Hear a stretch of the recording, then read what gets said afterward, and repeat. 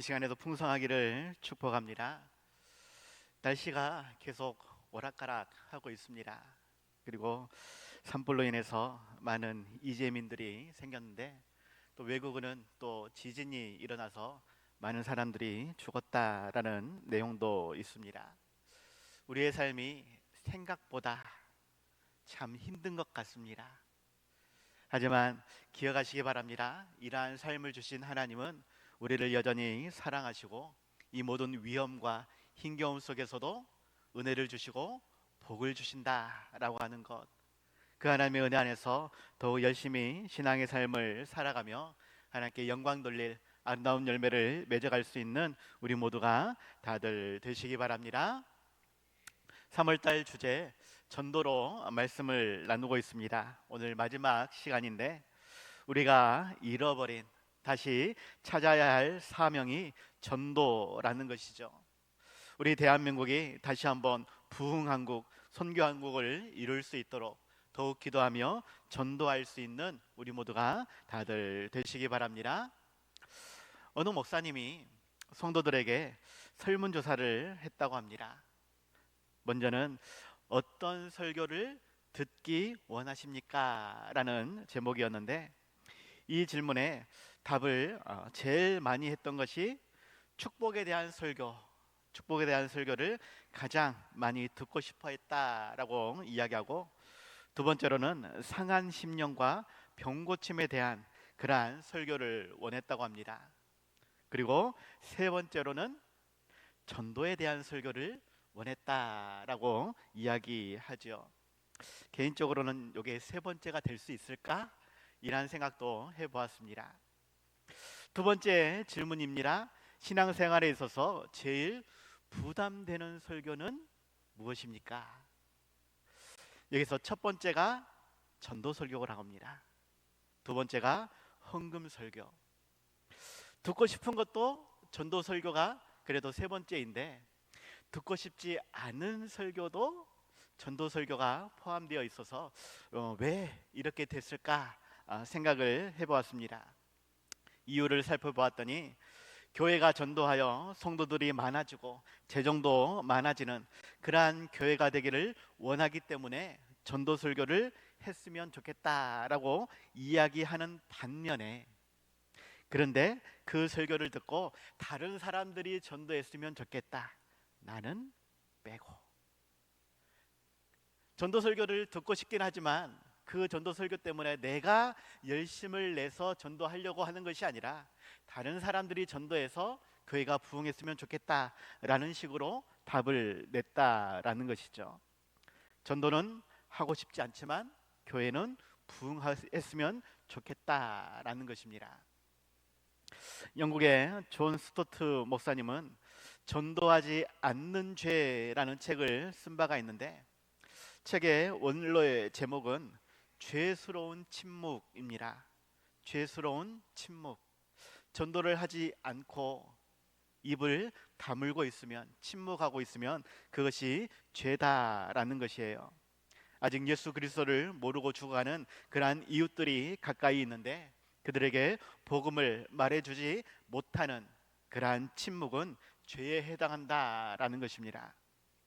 에스겔 33장 6절 말씀에, 그러나 칼이 임함은 파수꾼이 보고도 나팔을 불지 아니하여 백성에게 경고하지 아니하므로, 그 중에 한 사람이 그 임하는 칼에 제거당하면 그는 자기 죄악으로 말미암아 제거되려니와 그 죄는 내가 파수꾼의 손에서 찾으리라 라고 말씀합니다.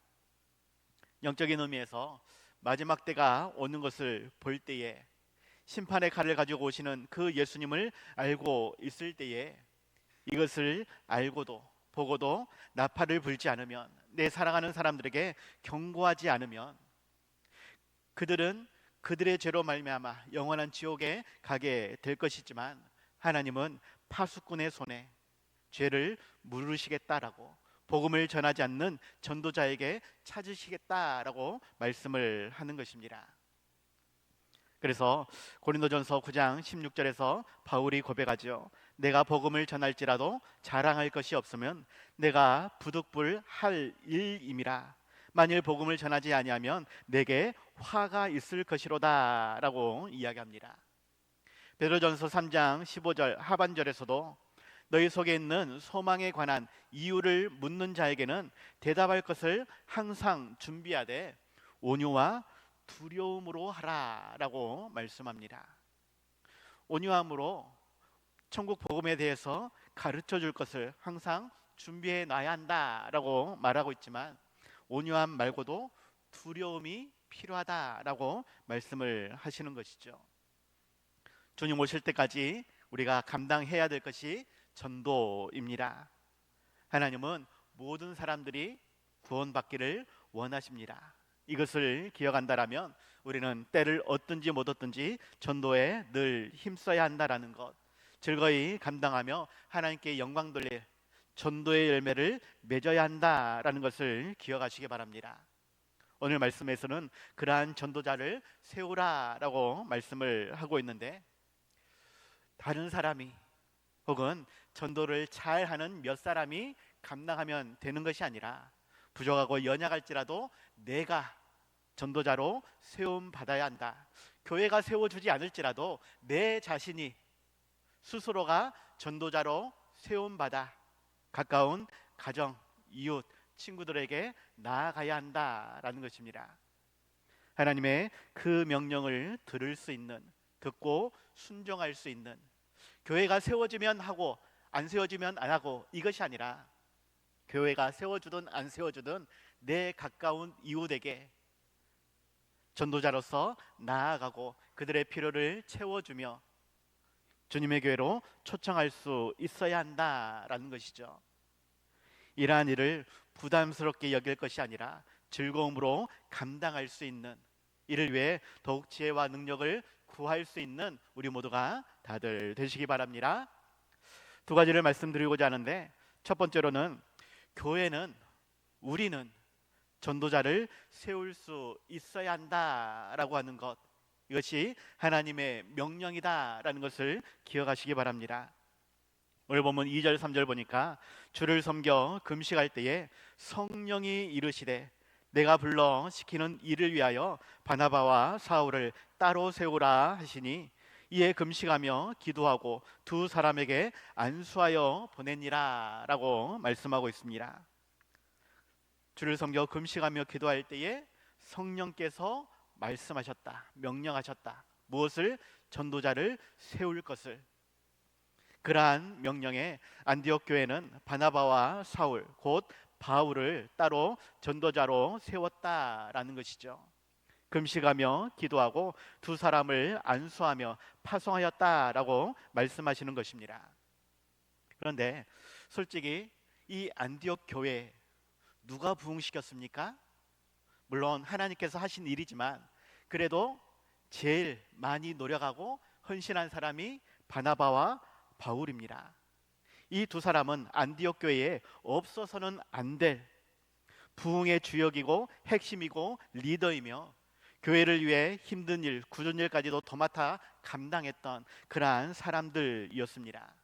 지난주에도 말씀을 드렸는데 사도행전 11장 26절에서 바나바가 바울을 만나 안디옥에 데리고 와서 둘이 교회에 1년간 모여 있어 큰 무리를 가르쳤고 제자들이 안디옥에서 비로소 그리스도인이라 일컬음을 받게 되었다라고 말씀하시는 것입니다. 그런데 그 두 사람을 따로 세우고 전도자로 파송하라 하나님께서 명령하셨다라는 것이죠. 오늘 보면 앞에 1절에 보면 이러한 말씀이 있습니다. 안디옥 교회에 선지자들과 교사들이 있으니 곧 바나바와 니게르라 하는 시므온과 고르네 사람 루기오와 분봉왕 헤롯의 젖동생 마나엔과 및 사울이라 라고 말씀을 하고 있는데, 바나바와 사울 말고도 전도자로 세울 만한 선지자들과 교사들이 있었다라는 것이에요. 그럼에도 불구하고 가장 주역이고 핵심이고 리더인 이 두 사람을 전도자로, 선교사로 세웠다라는 것입니다. 왜? 하나님의 명령이기 때문에. 그 명령을 우리들도 들을 수 있어야 되고 그렇게 전도자를 세울 수 있어야 한다라는 것입니다. 물론 오늘 본문은 특별한 두 사람이고 또한 그들은 세계를 향해 나아가야 될 그러한 사람이기는 합니다. 하지만 하나님은 그러한 세상을 향해 나아가는 땅끝까지 나아가는 그러한 전도자뿐만이 아니라 실은 내 가까운 이웃에게도 복음을 증거할 전도자를 세우기를 원하신다라는 것을 기억하고 그것이 하나님의 명령임을 깨닫는다라면 내 자신을 내 스스로를 전도자로 파송할 수 있어야 한다라고 말씀을 드리는 것입니다. 사도행전 1장 8절에서 말씀합니다. 오직 성령이 너희에게 임하시면 너희가 권능을 받고 예루살렘과 온 유대와 사마리아와 땅 끝까지 이르러 내 증인이 되리라 말씀하시죠. 여기서 땅 끝까지 이르러 증인이 되어야 될 그러한 사람도 있지만 예루살렘에서 유대에서 내 가까운 지역에서 봉사하고 헌신하는 전도하는 그러한 사명자가 필요하다라는 것을 우리는 기억해야 한다라는 것이죠. 하나님은 우리를 그렇게 부르셨으며 또한 부르시기만 하고 명령만 하고 내버려 두신 것이 아니라 복음을 증거하는 능력을 주셨음을 우리는 기억해야 하겠습니다. 하늘과 땅의 모든 권세를 가진 예수님께서 우리에게 명령하셨고 또 보내셨습니다. 그러면서 우리와 항상 함께 하신다라고 말씀하셨지요. 모든 권세를 받아 누릴 수 있도록 이것을 힘입어서 더욱 복음의 증인으로 살아갈 수 있도록 내 사랑하는 사람들을 전도할 수 있도록 하나님이 도와주신다라는 것입니다. 그 하나님의 말씀을 그 하나님의 부르심을 그 명령을 우리는 반드시 기억해야 하겠고 그 부르심에 합당한 전도자로 사역해야 하겠다. 다른 사람이 세워주지 않을지라도 내가 내 스스로를 전도자로 세우며 온전히 사명을 감당하여 천하보다 귀한 한 영혼 아니 내 사랑하는 그 사람을 꼭 전도하고 주님께로 인도할 수 있는 아름다운 열매로 하나님께 영광 돌릴 수 있는 우리가 반드시 되어야 한다라는 것입니다. 특별히 내 사랑하는 사람, 이것은 남이 해줄 수도 있지만 내가 감당해야 한다라고 하는 것, 이것을 기억하며 반드시 전도자의 사명을 감당할 수 있는 내 사랑하는 사람에게 복음을 증거할 수 있는 우리 모두가 다들 되시기 바랍니다. 두 번째입니다. 가까운 가정과 친구들, 이웃을 시작하여 전도의 범위를 넓혀갈 수 있는 우리가 되어야 하겠습니다. 가까운 곳에서 가정이나 친구나 이웃들에게 복음을 전하고 그것으로 끝이 아니라 그 전도의 범위를 점차 넓혀갈 수 있는 우리가 되어야 한다라는 것입니다. 예루살렘과 유대만 하면 되는 것이 아니라 사마리아도 땅끝까지 나아갈 수 있는 그러한 처소가 있다라면 우리는 더욱 담대함으로 나아가야 한다라는 것이죠. 그 시작이 내 가정이고 그 시작이 내 이웃일 뿐입니다. 하지만 그것 자체만도 실은 어렵지요. 어떠한 사람은 차라리 먼 곳에 나가서 해외에 나가서 전도하는 것이 더 쉽다라고 말하는 그러한 분도 있습니다. 여러 가지로 생각을 해보았는데 아마도 그렇게 말하시는 분이 한번 보면 안 볼 사람이니까 이런 생각도 있지 않을까. 또 말 그대로 생판 모르는 사람이니까 내가 열심히 한 만큼 결과도 얻겠지. 예수님도 고향에서는 인정 못 받았잖아. 여러 가지로 생각해 볼 수 있습니다. 하지만 핵심은 어쨌거나 전도자로 파송할 수 있는 내가 되어야 한다. 그리고 가까운 내 가정에서 이웃에서 시작해야 한다. 그래서 범위를 더욱 넓혀가는 그러한 전도자가 되어야 한다라는 것입니다. 지난번에 말씀을 드렸습니다. 관계전도라는 제목으로 말씀드렸는데 가족을 포함한 내 주변에서 마주치는 사람들, 곧 친구나 회사나 사업 동료들, 이웃과 친척 등의 나와 관계가 되는 사람을 대상으로 친한 관계를 이용하여 전도하는 것이 최근 전도 프로그램의 대부분을 차지한다라는 것입니다. 이것이 가장 좋은 방법이고 가장 필요한 방법이다라는 것이에요. 아무도 모르는 그러한 곳에 가서 한 번 보면 말 사람 그들에게도 복음을 전화해야 되겠지만, 한 번 전하고 난리를 다 했어 끝, 이것이 아니라 끝까지 감당할 수 있는, 책임져 줄 수 있는 그러한 사람들에게 우리는 나아가야 한다라는 것이죠. 그것이 결코 쉬운 일은 아니지만 하나님은 우리에게 명령하신다라는 것입니다. 오늘 본문의 말씀도 그러한 것입니다. 바나바와 바울이 그렇게 복음 전파를 시작할 때에 제일 첫 번째로 들렸던 것이 구브로 섬의 살라미라는 곳이다라는 것이죠. 분명 성령님께서 명령하셨고 보내셨습니다. 그럴 때에 그들이 실루아기에 내려가서 거기서 배를 타고 구브로로 갔다라고 이야기하죠. 실루아기가 어떻게 보면 더 가까운 지역인데 왜 그곳을 전도지로 안 삼고 더 먼 그러한 구브로로 갔을까? 어떻게 보면 제 설교하고 안 맞는 것처럼 보여집니다. 그런데 이 구브로 섬의 살라미가 실은 바나바의 고향이다라는 것이에요. 지난번에 말씀을 드렸습니다. 사도행전 4장 36절에서 바나바는 구브로에서 난 레위족 사람으로 원래 이름이 요셉이죠. 이 구브로 섬은 지중해에서 시칠리아, 사르디니아라는 곳에 이어 세 번째로 큰 섬이라고 이야기합니다. 제주도보다 5배 크기의 그러한 섬이다라고 이야기하죠. 이 살라미라는 지역은 히브리어 샬롬에서 비롯된 것이 아닌가라는 추측성의 이야기도 있습니다. 유대인들이 많이 살았기 때문에 회당들도 많이 있었다라고 이야기하죠. 이 바나바와 바울은 처음 전도 사역지로 이 살라미를 선택하였고, 처음부터 이방인들에게 복음을 증거한 것이 아니라 회당을 중심으로 유대인들에게 전도를 하였다라는 것입니다. 가장 익숙한 고향에서 시작하여 여러 회당을 돌아다니며 가정과 친척, 이웃들에게 복음을 전파했다라는 것이죠.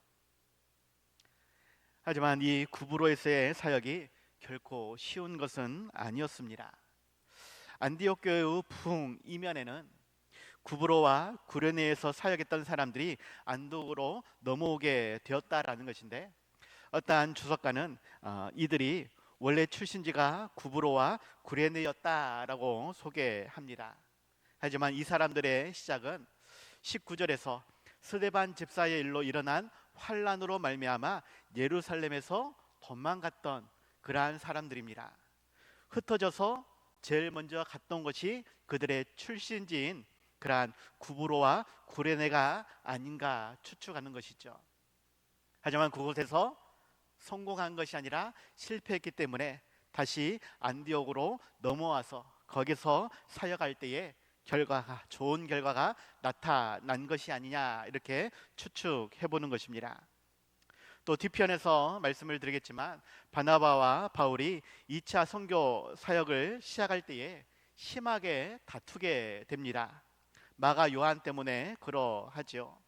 성경에서는 이유를 구체적으로 소개하고 있지는 않지만 구브로에서의 사역 이후에 그들이 밤빌리아에 있는 버가로 옮겨가게 되는데, 이 버가에 도착하자마자 요한이 사역을 포기하고 예루살렘으로 돌아가 버렸다라는 것입니다. 주석가들은 여러 가지를 추측을 합니다. 요한이 왜 사역을 포기하고 예루살렘으로 돌아갔을까? 그가 떠난 이유는 공포에 질려서 힘겨움을 극복할 수 없어서, 급진적인 이방 전도를 찬성할 수 없어서 출발 당시의 계획을 변경했기 때문에 여러 가지 이유를 추측합니다. 저도 개인적으로 추측을 해 보는데, 그것은 구브로에서의 사역이 너무나 힘들었기 때문이 아닌가라고 저는 생각합니다. 이 구브로에서 크게 두 곳에서 사역을 하였는데, 제일 첫 번째가 살라미이고, 이곳에서는 어떠한 사역이 어떻게 진행되었는지 그냥 회당 중심으로 사역했다라고 했을 뿐 결과가 무엇인지 아무것도 소개하지 않습니다. 그 다음 지역이 바보라는 지역인데 욕 아닙니다. 지명이 그렇습니다.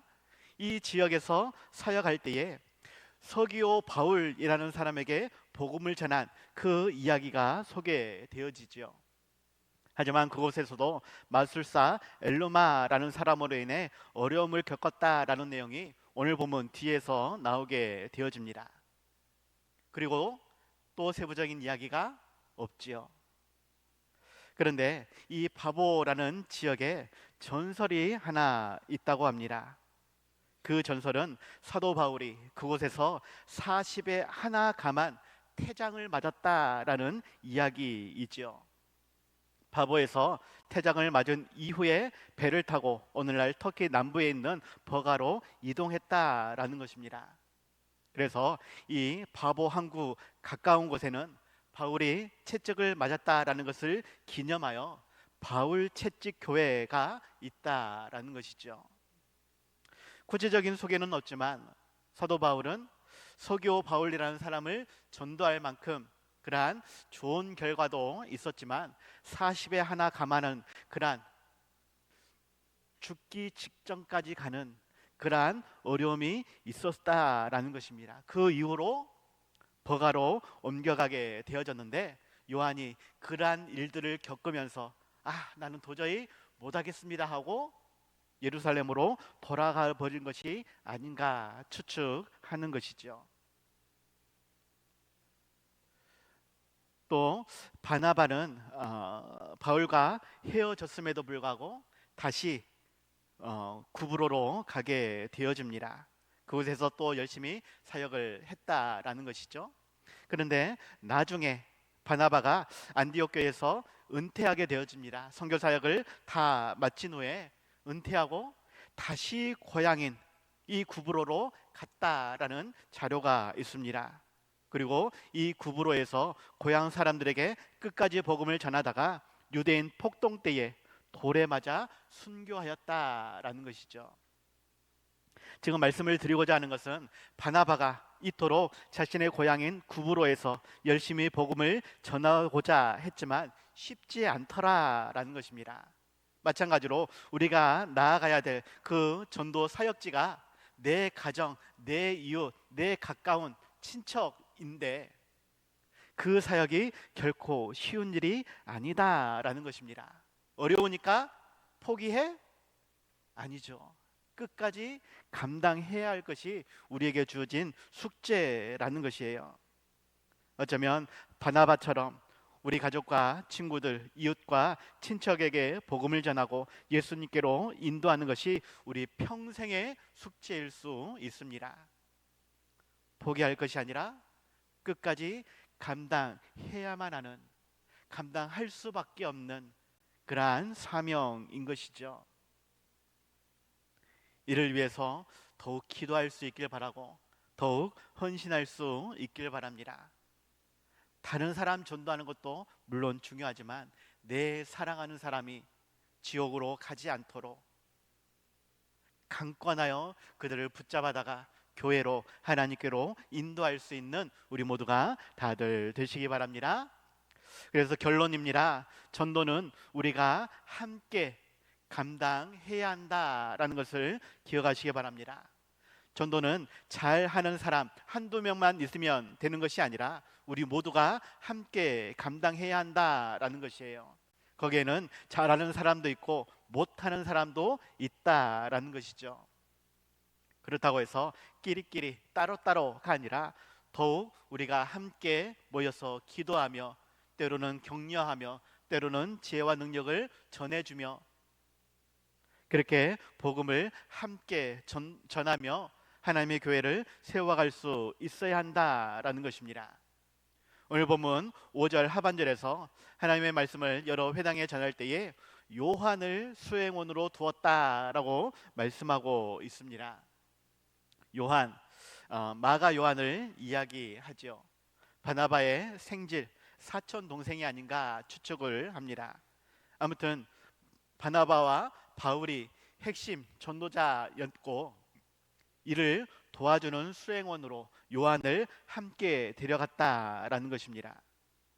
어떻게 보면 바나바와 바울은 최고의 전도자이고 사역자였습니다. 이 두 사람이 연합해서 안디옥 교회를 그렇게 부흥시켜가고 그리스도인이라는 칭호까지 얻게 되었다라는 것이죠. 하지만 요한은 앞에서도 말씀을 드렸지만 중간에 포기하고 돌아가 버릴 만큼 실은 부족하고 연약하였다라는 것입니다. 그럴지라도 너는 못하니까 빼! 라고 바울이 처음에는 이야기했죠. 이것 때문에 바나바와 싸우기도 하고 둘이 갈라지기도 하였습니다.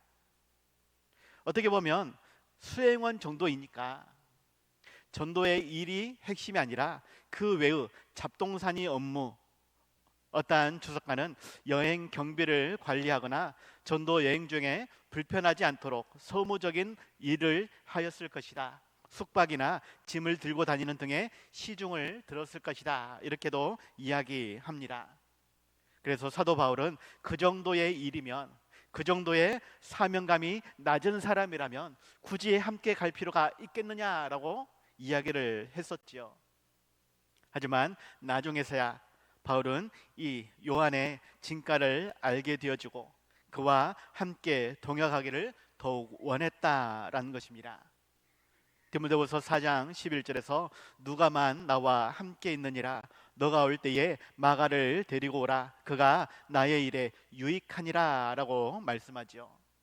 아마도 그렇게 되기까지는 바나바가 그를 끝까지 놓지 않고 계속 데리고 다니면서 가르치면서 동역하면서 하나님의 귀한 일꾼으로 전도자로 양육시킨 것이 아니겠는가 추측을 해봅니다.